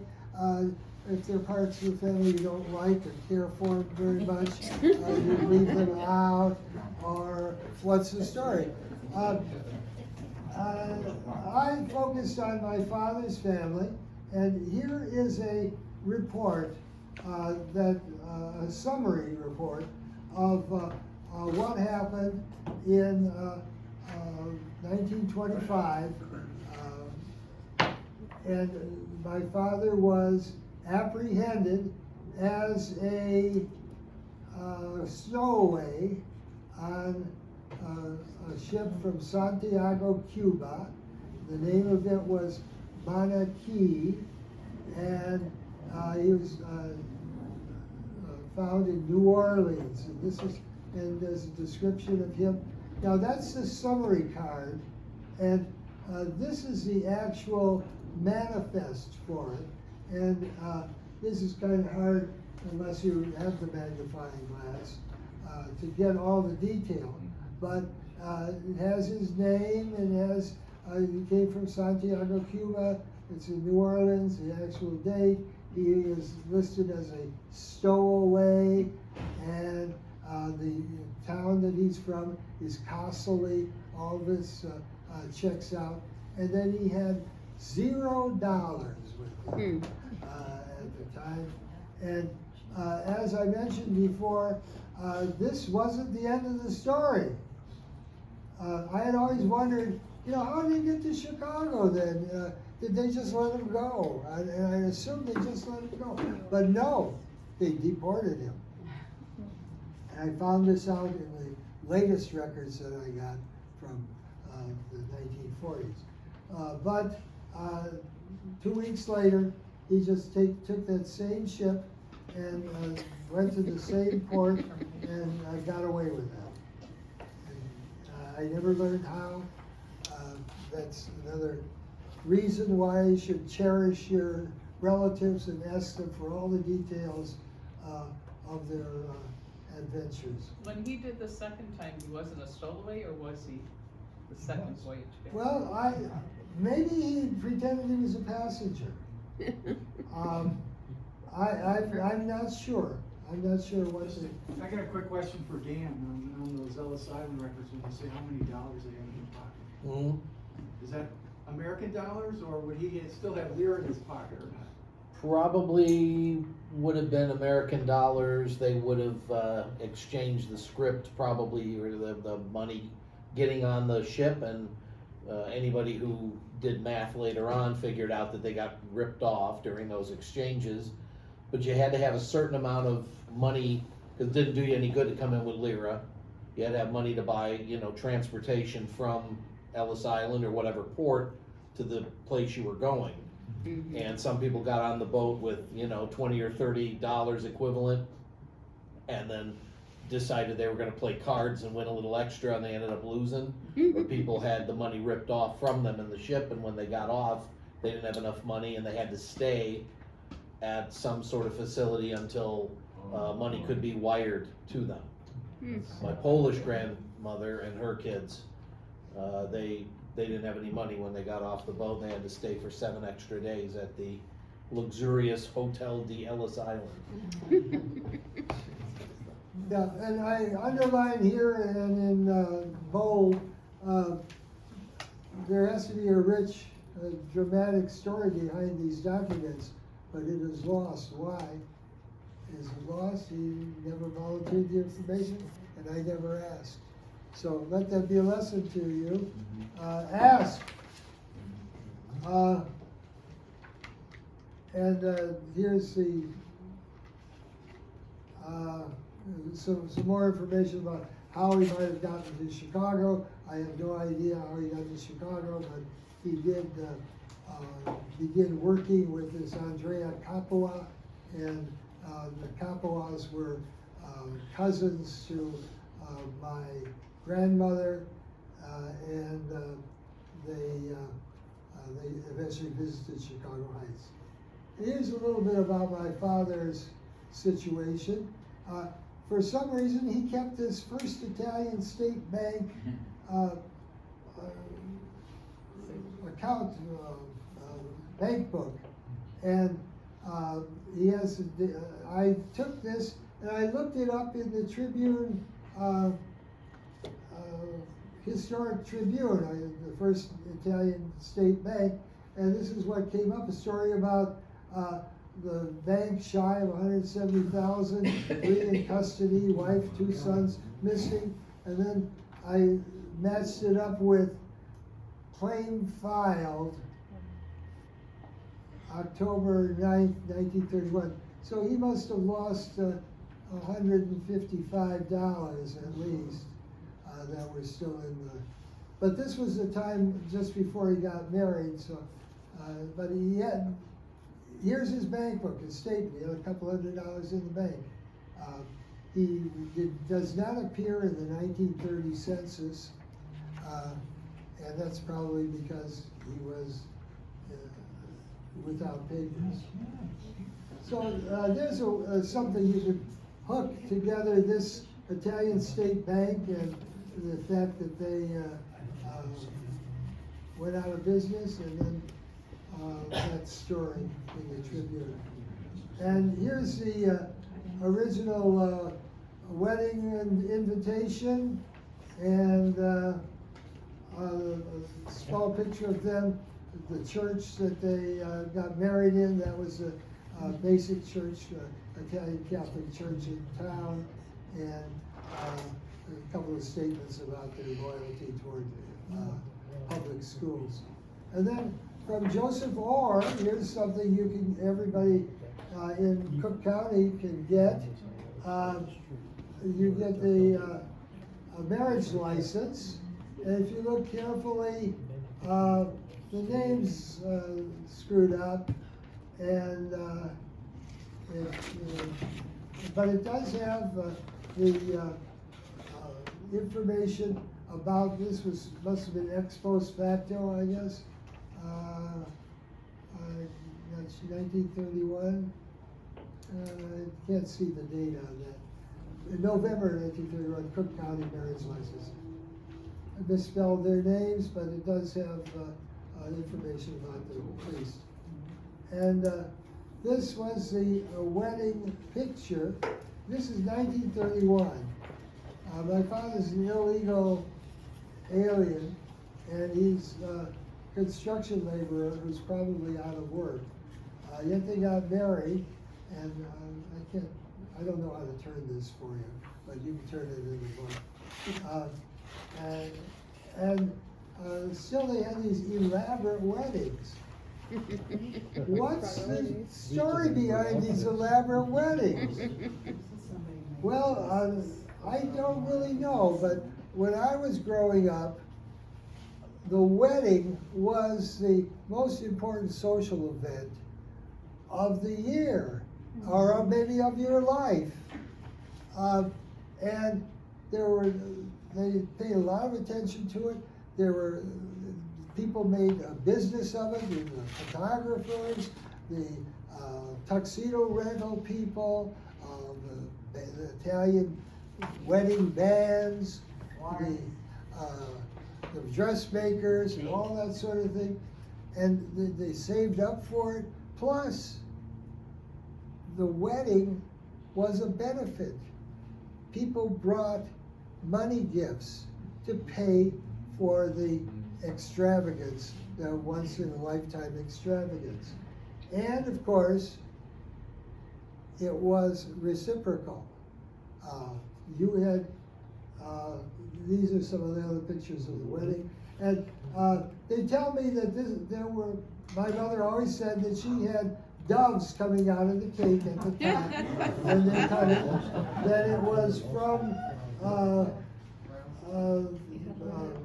Ferrara, and that makes sense because my father was oriented toward Taylor Street when he was in Chicago in those days, just before the wedding.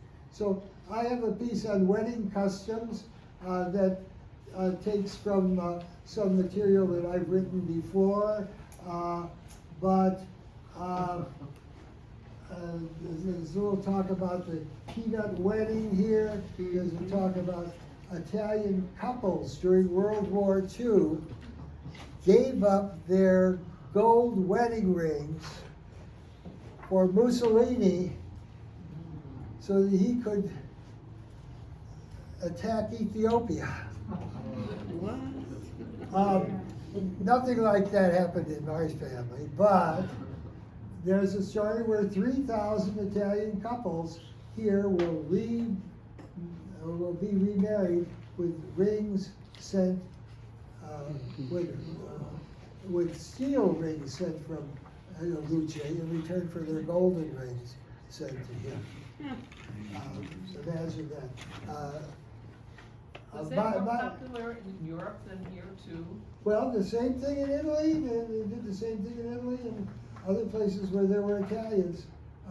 My family, I think they were too poor though to give up their wedding rings to anybody. And then this might be the most important and unique part of my family history. And this is a record of the transactions that took place with regard to the wedding, the expenses of the wedding celebration, and a registry of all the gifts that were given. Now, this is an example of what Lou Corsino has introduced me to, and that is social capital. These people were members of a club that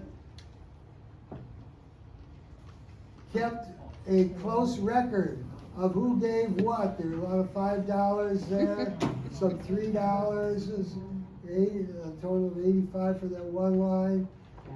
They kept close records. And then this looks like it's a record of what was given for the shower, the wedding shower. A gown, and everyone is listed, Flavia Maley. These were paesani and relatives, and the biggest donor was Nardone Natale e Maria, $20. Wow, they were rich. Well, I did the inflation rate, and 1931, a dollar would buy, $1 from 1931 would buy $20 today. Wow. So a $20 donation is a $400 donation. And so we'll multiply everything by 4. As to what it is. Now, this represents an obligation for the future. They knew that they were solemnly obligated to bring the exact same amount, or the exact same amount plus a little bit of inflation, if you had inflation, to these people when their time came to be celebrated. And here is this is a list of the expenses. And I went through this. There's 190 porchette. So they had 190 something, and then they had 80 chickens somewhere. And I figured out they must have had at least 200 people there for dinner. And this is 1931, the depths of the Depression. Father's probably out of work. His bank account, the bank failed. But they went forward with it anyway. And then here is another list. This is what people did. General linen supply, they had $707.40 worth of that. And it was paid just a couple days after the wedding. So this is something, who would have thought that this notebook would be important or interesting or photographable or what? But I teased a lot of conclusions out of this that might be right or wrong. But this next accounting is the rent subsidies that were received by the family during this 1933, 35, 4, 5, and 6. We were on relief, and here's the proof of it, the total accounting for it. And so that's something, a wake-up call for us. And this next one, and this illustration is the dues book for the Amazzano Society. Once a month on Sunday morning, people would go in and pay their dues. They had a meeting of the society. Interesting to note that that was in competition with going to Mass.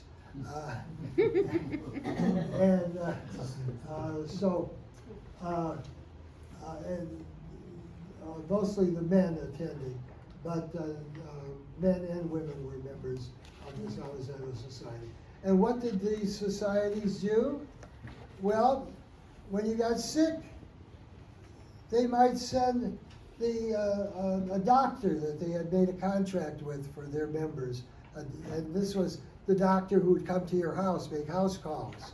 And so in Chicago Heights, in my childhood, it was Dr. Rossini, the Italian doctor, who was not the preferred one in our minds. We wanted the American one, and who spoke only English, and etc. But Dr. Rossini was available and did make house calls, and he would stay for an hour or so, maybe more. And he'd always ask you to boil the water or something. I don't know what he did with the boil. Was this a national organization? No, it was just people from Amazzano who come from that small town that we looked at in the first few pages. And it was lodge number 3. There was one in Chicago, and there's the original lodge of open eye, of workers. It was, before Social Security, it was something, and there's a death benefit too. Like, I'm still a member, and when I die, I'm gonna get $1,000. So that's something to look forward to. Dominic, I have a question. Page 54, on the right-hand column, there's a few of these people that, according to the page, there's no dollar amount next to them. I I take it that that's because the age of the page, you see it down and to the right. Oh, yeah. Those people didn't just give nothing, that's because the paper itself had deteriorated over the decades. Yeah, they probably gave less than $5, because it starts at the highest. Well, you see Totale is 6 napkins, and on page 53, there's 6 napkins on the bottom right of that page, so the paper deteriorated, but my mother saved hers from 1957, who gave what, and there were some people that were excised from the family from her because they didn't bring any money to the Oh, wedding. seriously, like it's dead to me. Oh, yeah. Yeah. No, Bustine, they have to bring the Bustine.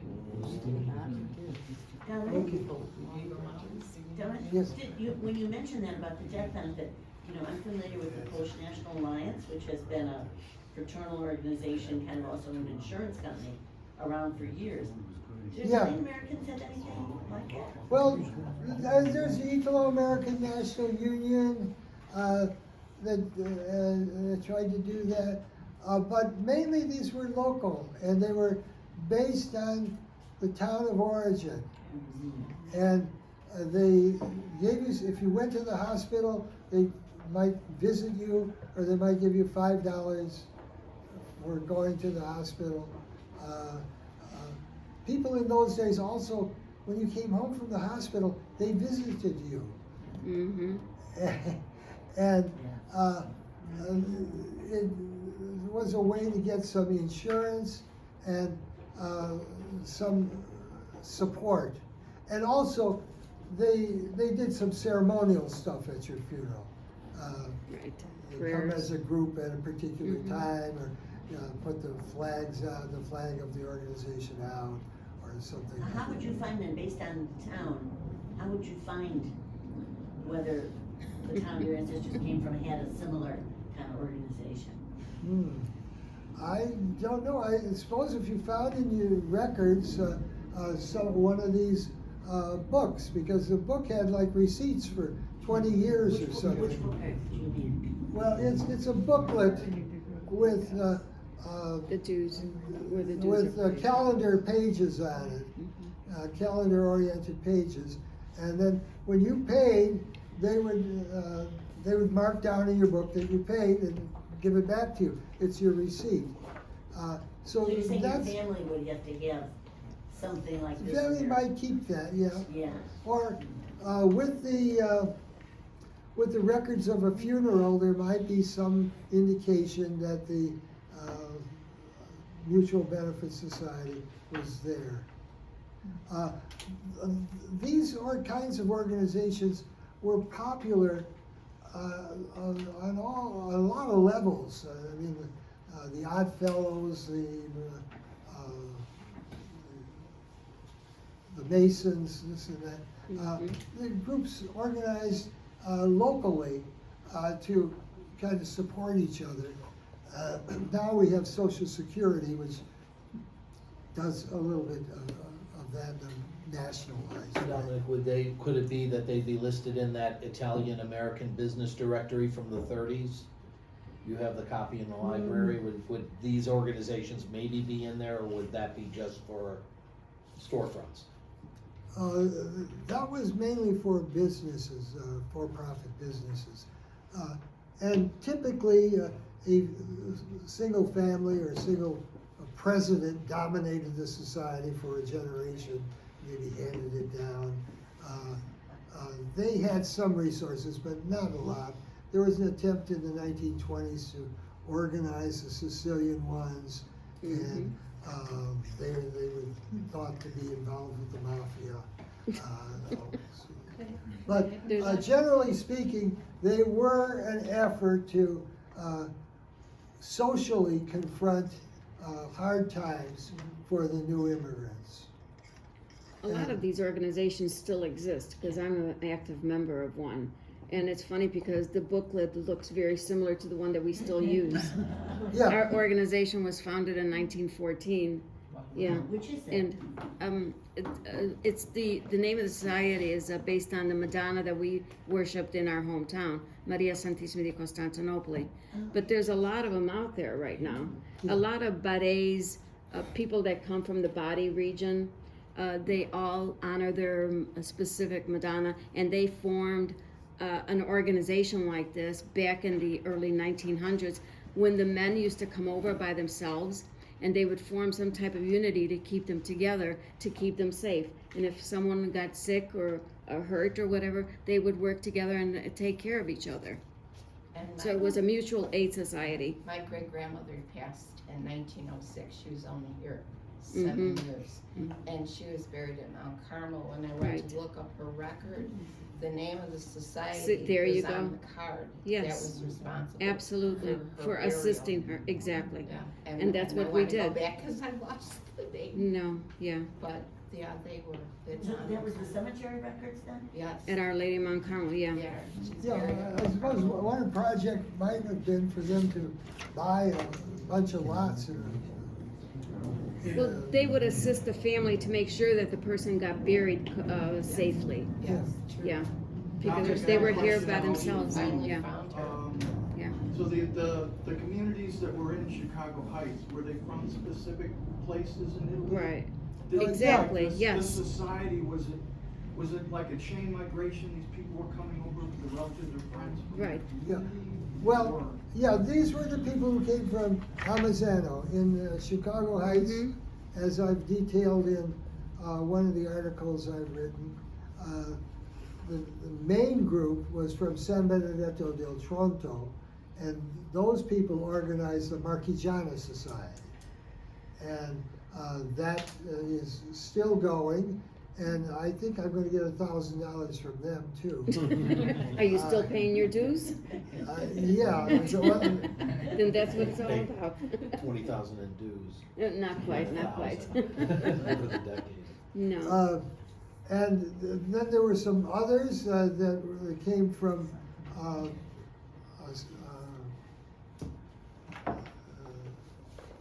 San Benedetto, not San Benedetto, well, some from Abruzzo, and they might have organized, and it could be even a church group, but or it could be more religious, as you indicated, or maybe not religious. Sometimes they would be the group that would take over the creating a festival, the Saints Street Festival. And those are still advertised in Franoy. Absolutely, yeah. Yeah. And those are the organizations, yes, that they still exist. And sometimes they made it into the newspapers. Let's see, what's this? Oh, you went back to 54 for my question, so you're at 50.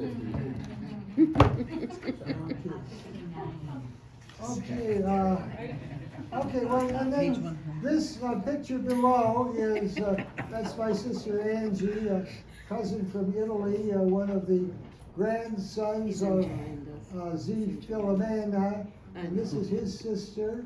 This is my aunt, my mother's sister, and this is my wife Carol. And this was the 100th anniversary of the founding of the Amazonese Society in 2013. And then an interesting thing happened to my uncle by marriage, Uncle Sam Bailey, the Chicago Heights Star. He happened to be at the corner gas station when some robbers came in and kidnapped him, and he went for quite a ride, and the whole story is there. And then this is a little bit from the census record of 1940 about the family that my Uncle Sam grew up in across the street. And I make a little comment about my experience with them, they were a step ahead of us in Americanization. And it wasn't always pleasant to interact with them because they always knew more, had more, had cars, knew how to get around in American society better than our family did at the time. Did they put on airs? What's that? Did they put on airs and act a little superior? Well, they could. I think that we were just people who were in different circumstances, and the implication was that they were better than we were, but of course, it ain't true. And I can't remember what this is because it's on its side. Can you check it on population? This is another of the, this is the 1930 census? 40. The 1940 census, okay. I missed that by a couple of months, but here's the analysis that I have of the information there, with who was doing what, and they were growing up, and with various parts of that.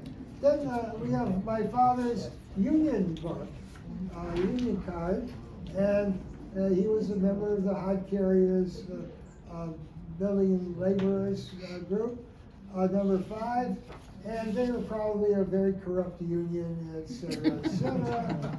But I point out, after when he retired, he ended up getting a decent pension, and he was pretty comfortable.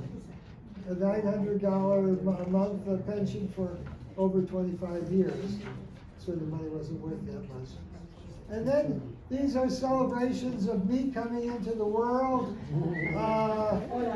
my baptism.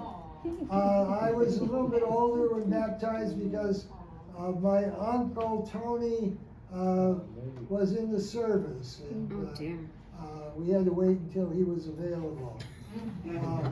But this brings back old memories of the old house, etc.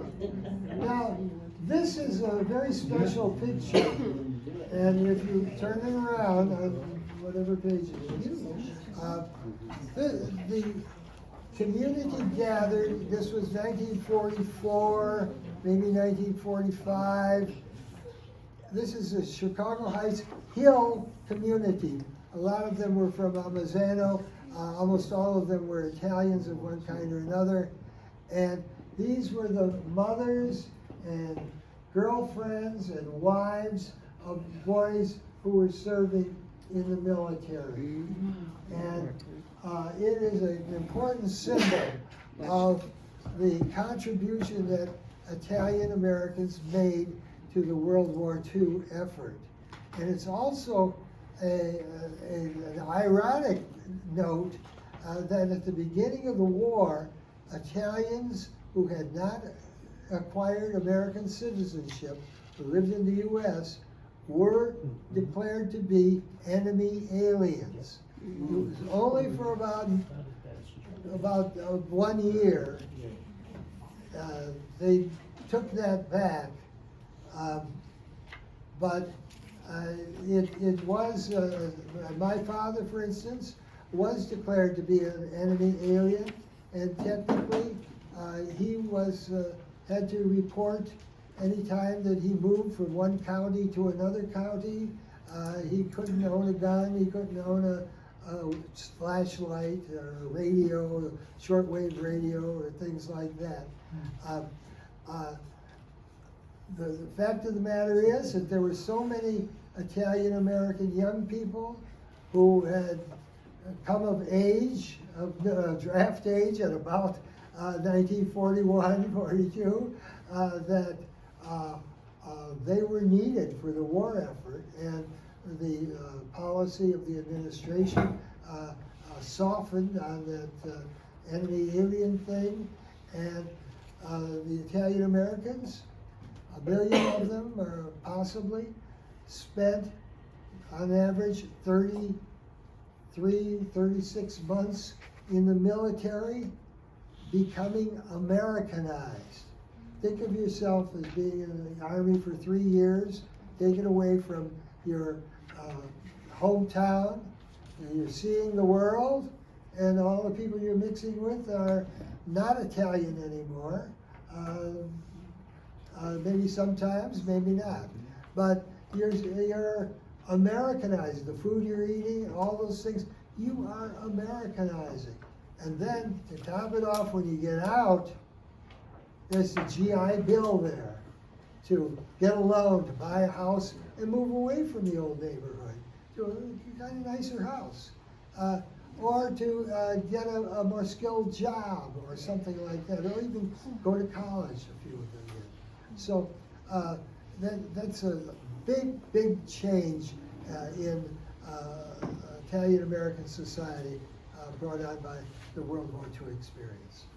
The Italians were the largest ethnic group in the U.S. to serve in World War II on behalf of America. It's hard to say that for certain. They were one of the biggest anyway. Nobody has gone through all the list of the 15 million who served in World War II to see which ones had Italian names and which ones didn't. And if they didn't, were their mothers Italian? So I don't know. They didn't keep a record of who was Italian and where they came from. But the estimates, they're fairly good estimates, about 1 million out of 15 million. So 1 out of 15 soldiers was Italian. Dominic, you say in this part here that there's a further identification. Do you have a list of the names of the people in this photo? Yeah, I have it somewhere. I think it's on I might have saved it on a Google Drive, but I have it somewhere. This was given to me by Armin Gasbaro, and in the far left, with the red circle around them, are my two sisters, who were, I don't know, 10 and 7 or something at the time. Oh, I would love to see that list. I mean, this is a great symbol of Italian-American participation in World War II, and the community support that was given. You know, when you think of those women who were giving their gold rings to Mussolini in 1936, in 1943, 44, they were in this group here with the supporting their boys and showing the number of stars for the number of relatives that they had in the service. Does this thing move? Is it touch screen? Yeah. Oh, okay. I found something. Now, these are letters that my uncles sent to my sisters and to their parents from the military. And we have the dates here, and there's really not that much in them. They're kind of chit-chatty, sort of positive things. I'm okay, we're gonna get through this, we just have to be strong, and but I think this is an important dialogue. It is the people kind of reassuring each other. You know, when people kind of lie to each other about how good things are, they're not, it's not as bad as we thought, or we're going to get through this. So you kind of bolster each other and support each other in this nice social way. And you probably also filter out any bad news, and probably as far as some of this was probably censored, although imagine being the censor of letters that are going home from boys in the service. If everybody's writing a letter every day, that's like grading papers. Anyhow, but it does say here about my sister, I am now studying the same thing you had that you got operated on, and I must tell you from what I could about acute appendicitis and peritonitis. I must say, my sister Angie had an attack of appendicitis, and it was saved at the county hospital, and he's commenting on that. So you get some serious stuff, and there's Angie in what would have been the late 40s or something like that, on the front lawn.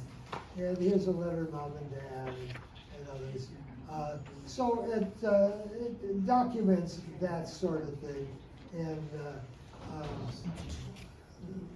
so this is a family portrait of the Candeloros, 1945.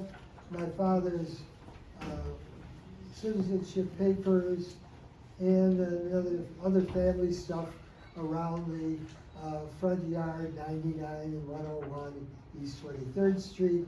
Sort of memories, nice little boy there. And you know, when I look back, I was a pretty good-looking kid. I didn't feel that way at the time. And my dog, the only dog I ever had for about 3 days, Idol. And then here's Angela, my grandmother. This is her obituary. And there are some of my memories like this. This is R-rated, by the way. I remember her as a very hard worker who fed us a lot of pasta batata chicken soup. And I remember she swore using cazzo so often that I thought it meant shit.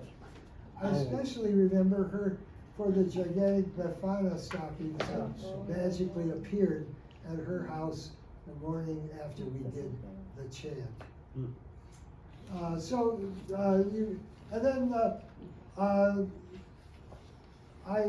Some memories of the early 1950s.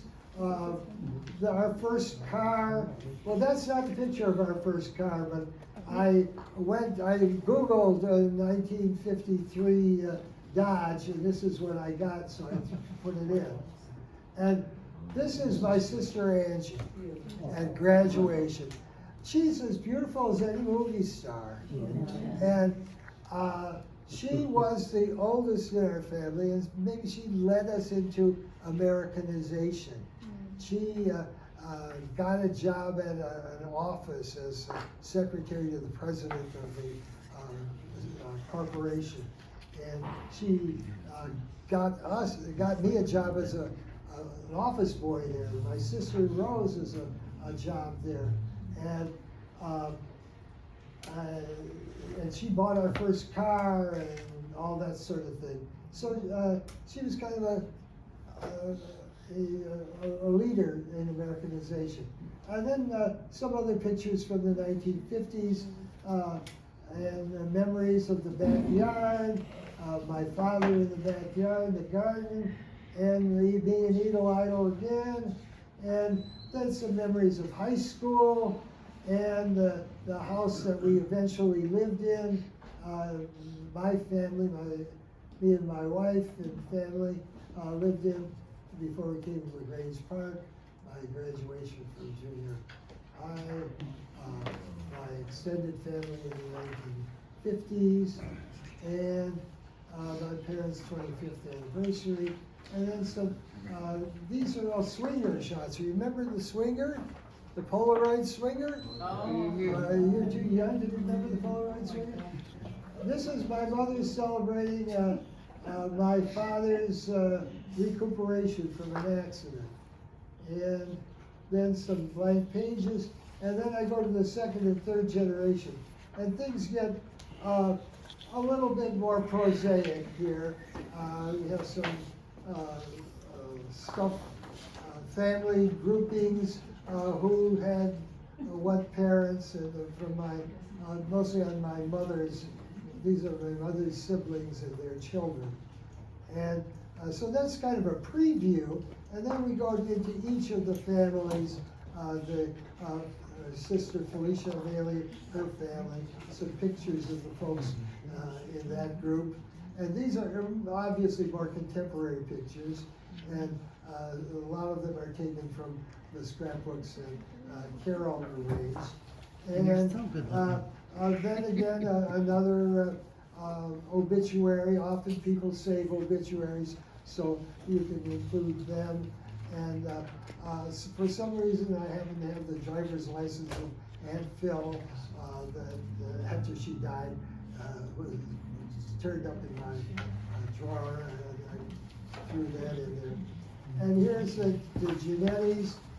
My Uncle Tony, he's the oldest, and I have a listing, a 1940s listing for the young couple there, and some more pictures of my Uncle Tony in the Navy, and his extended family, and then we go down to the new generations, the Wilsons, and this is my mother's other sister, and Mary and her family.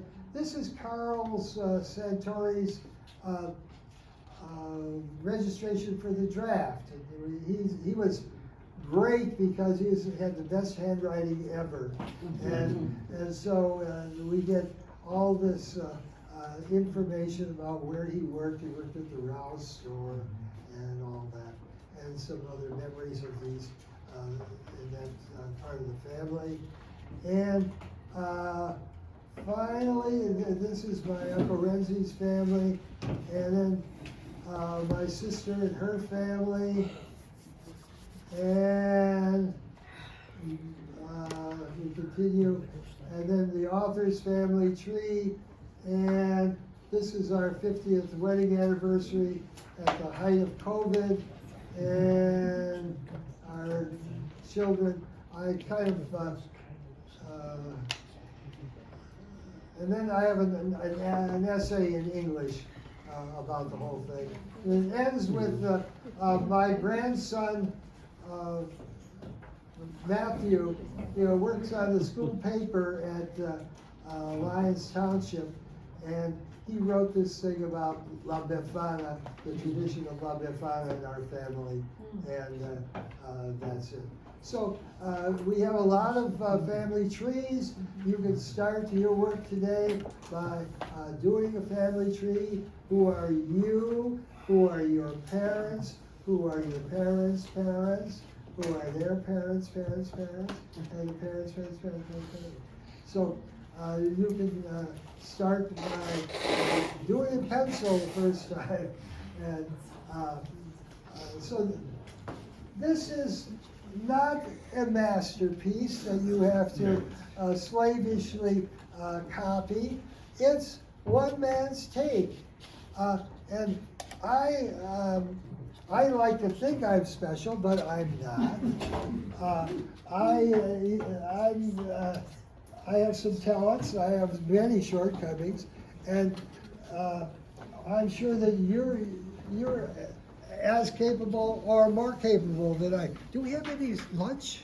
Yeah, well, I've been informed lunch is ready, so whenever you want to make Okay. the transition. This is an excellent resource and some great ideas in here. Thank you for sharing. Okay, afterwards we'll do a little bit of discussion how we can apply some of these to your situation.